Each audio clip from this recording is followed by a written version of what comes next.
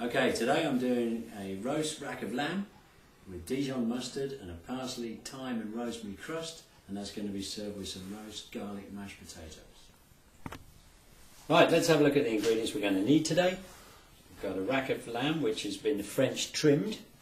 We've got some fresh thyme, we've got some rosemary, some parsley, some Dijon mustard, potatoes and garlic cloves.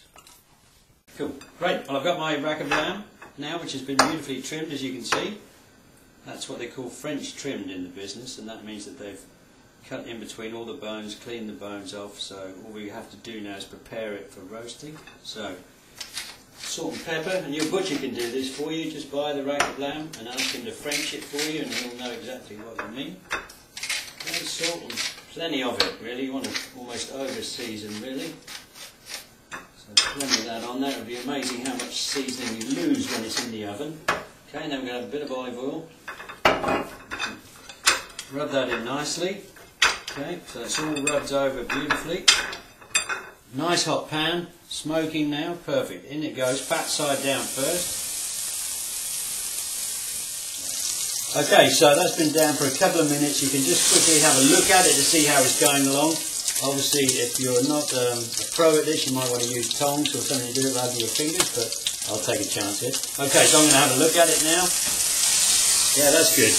Now, the reason we're doing this is we want to seal the meat to keep the juices in. We're going to do the same thing with the underside. Okay, so I've sealed the underside now. Now I'm going to quickly do the ends as well. Again, taking a chance, but that's me. Okay, back in the top end. So now we've got our rack of lamb completely sealed all the way around, and that's going to go straight into your roasting tray and into the oven. Right, so we've got the rack of lamb in the roasting tray, into the oven it goes. I've got it about 230, and that's going to take about 15 to 20 minutes.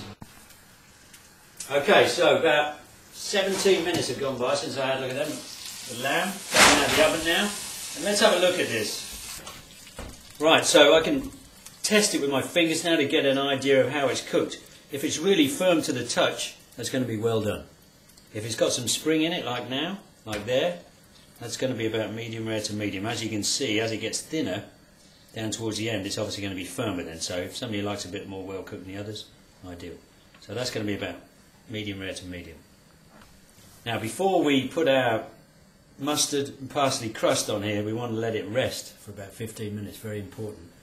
If we try to cut it, if we put the crust on now and then cut it, all the juice is just going to come out. So it's crucial that you let it rest 10 to 15 minutes. Yep.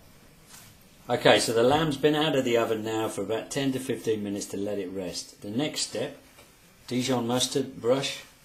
Be liberal here, plenty, we want plenty of it because this is what's going to keep our herb crust on there. So we want to be plenty on there, but take time to do it with care. Okay, nice amount of mustard on there. Okay.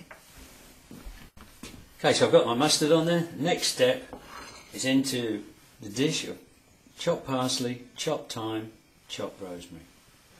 In she goes. Press down. Look at that. Perfect. Okay, the moment of truth. Time to cut into the rack of lamb. It looks fabulous, doesn't it? Okay, so in between each bone, it's cut down. Oh yeah, lovely, look at that. Beautiful, take your time. Fantastic, just perfect, look at that.